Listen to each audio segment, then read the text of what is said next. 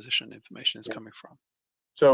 So we'll take a break. Laura was able to recreate the poll. So Laura, do you want to put it up, and then we'll. So for the audience, how do you evidence or anticipate evidencing compliance with collateral validation requirements under the UMR rules? So please select one, and then we'll give you 15 seconds to vote. And then internal build, reliance on third party, outsourced to third party, or unsure.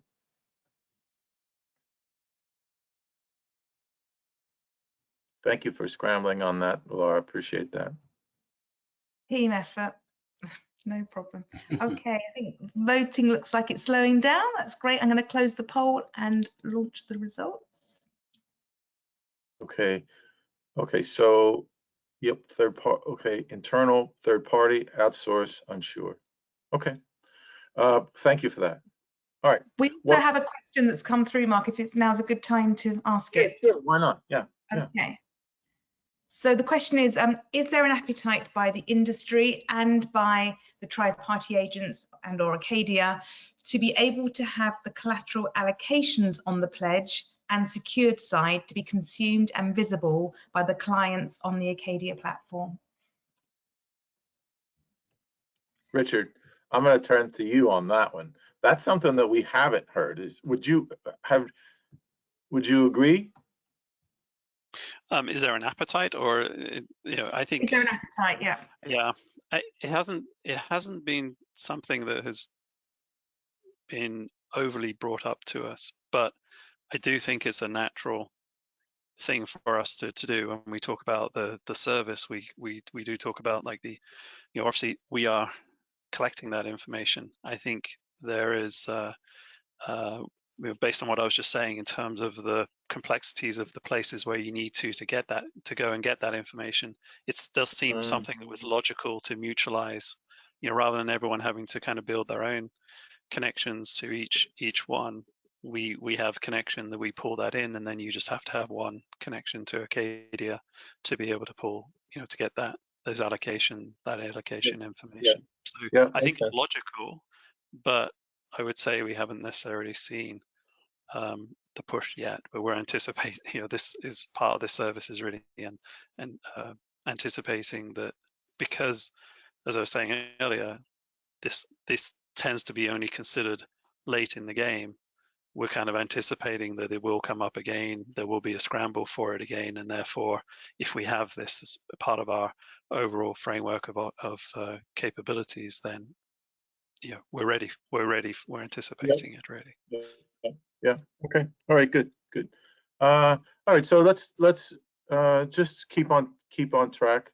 Laura, unless there's any more questions, we'll go to the let's go to the partnership slide, right? And Todd, do you want to speak to it, or Richard, do you want how would you like to? Who wants to go first here? Richard, I think you were going to go first, and I'll fill in. Yeah, sure. Yeah, let me kind of talk through the different parts of the service, the component. So the challenges here we're trying to solve are how do you know what was allocated in the case of tri-party? How do we know what was actually settled from the point of view of third-party perspective? How do we know what the eligibility, concentration, wrong way risk criteria that was agreed to in the legal agreements with the tri-party agents? How do we capture all that information, and then how do we compare that to what was actually agreed upon as the required value, the obligation that needs to be mitigated on a particular day? How do we sort of bring all that information together and provide that validation that is everything okay, or are there exceptions? So that's the challenge that we are trying to solve here, and we're trying to solve that in a way that is complementary to existing systems. So where this isn't replacing that intraday margin call workflow and validations that happen there. This is sort of a intraday, end of day process that is validating what happened, and it's validating what was happening from an allocated perspective and from a settled perspective. If you think about a margin call, you're really validating at the time of what's being proposed to be moved, but this is actually validating what actually settled, what actually happened, and what took place.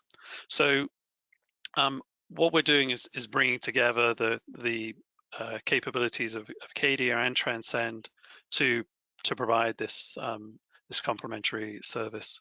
So from an Acadia point of view, we hold agreement data. So we have legal agreement data. We have the margin related information, and we provide into this. These are the required values that have been agreed between the parties on any particular day, and these are any like third-party eligibility concentration rules that have been agreed between the parties. We pass that into the Transend service, which is running within the Acadia data centers, and Transend is using their capabilities around being able to collect the tri-party allocations and the third-party settled positions using Swift, collecting through Swift messages. And they're also bringing in, Fouad mentioned the like the easy way in terms of providing that digitized representation of the rules, bringing that in as well, so that we have the tri-party eligibility concentration and wrong way risk rule.